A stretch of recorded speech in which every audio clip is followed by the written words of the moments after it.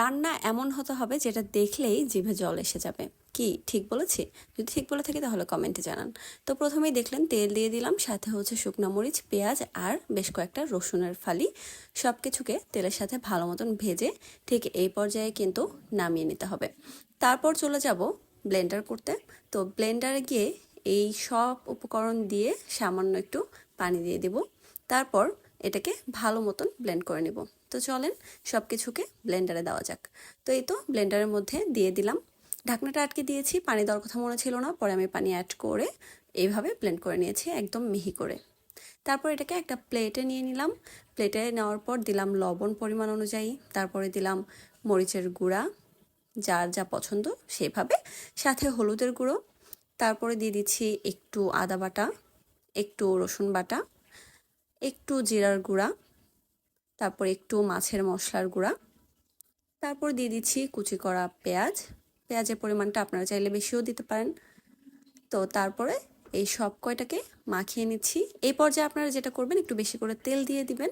তেল দিয়ে মাখানো ট্রাই করবেন। তেল দেওয়ার কথাটা আমার খেয়াল ছিল না, আমি পরবর্তীতে তেলটা দিয়ে নিয়েছি, সেটা আপনাদেরকে দেখাবো। তারপর মাছগুলো দিয়ে দিচ্ছি। এটা যে কোনো মাছ দিয়ে আপনারা করতে পারেন, আমি কিন্তু আজকে পাঙ্গাস মাছ দিয়ে করেছি। পাঙ্গাস মাছ দিয়ে করার পরেও এই খাবারটা যে এত বেশি মজা হয়েছিল যেটা আমি বলে বোঝাতে পারবো না আপনাদেরকে। তো এই তো তারপরে এই পর্যায়ে একটু তেল দিয়ে দিচ্ছি। তেলটা একটু বেশি করে দেওয়ার ট্রাই করবেন, আমি একটু বেশি দিলাম।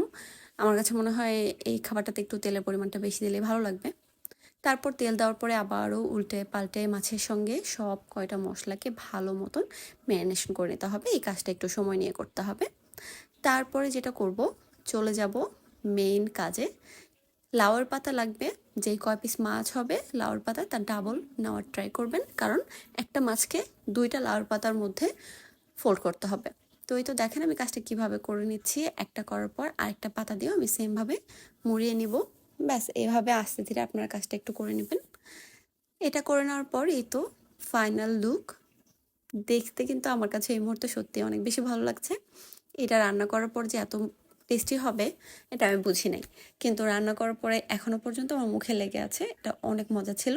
অন্য কোনো যে কোনো মাছ দিয়ে আপনারা করতে পারেন যদি আপনাদের কাছে পাঙ্গাস মাছ ভালো না লাগে। তো এই তো তেলটাকে গরম করে এখানে দিয়ে দিয়েছি সেগুলো। তারপর ঢাকনাটাকে একটু তুলে নিচ্ছি, তুলে নিয়ে একটু উল্টে দিচ্ছি। দেখেন একটু কিন্তু খুলে যায়নি, পাতাটা কিন্তু সুন্দর মতো লেগে আছে। তো তেলের পরিমাণটা আমি একটু বেশি দিয়ে ফেলেছি, আপনারা একটু কম দিবেন। আমার যেটা যেটা ভুল হয় বা আমার কাছে মনে হয় এটা রং, সেটা আমি আপনাদেরকে বলে দিই যাতে আপনারা মানে ওই ভুল পথে আর না যান, সংশোধন করেই করতে পারেন। তো এই তো উল্টা পাল্টা দিচ্ছি। এইভাবে কিন্তু একদম অল্প আছে এই রান্নাটা সময় নিয়ে করতে হবে।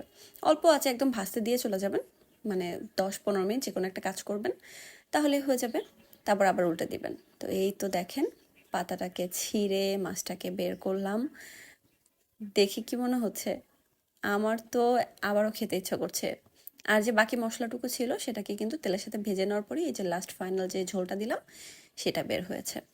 তো এই তো এখন হচ্ছে খাওয়া দাওয়ার পালা। মাছটাকে মানে অনেক মজা লাগছিল, তবে এই ক্ষেত্রে লবণের পরিমাণটা আপনারা একটু বেশি দেওয়ার ট্রাই করবেন, যেহেতু একটা পাতা পাতা কিন্তু একটা লবণ খাবে, আবার মাছেও লবণ দরকার, লবণটা একটু বেশি দিবেন। তারপরেই তো আমি খেতে বসে পড়েছি। প্রথমটা মুখে দিলাম, সত্যি বলতে অসাধারণ ছিল। রেসিপিটা কিন্তু শেয়ার করতে ভুলবেন না। আর হ্যাঁ, কমেন্ট করে জানাবেন কেমন লাগলো আপনাদের কাছে। তো আজকের মতো এখানে বিদায় নিচ্ছি। সবাই ভালো থাকবেন। আল্লাহ হাফেজ।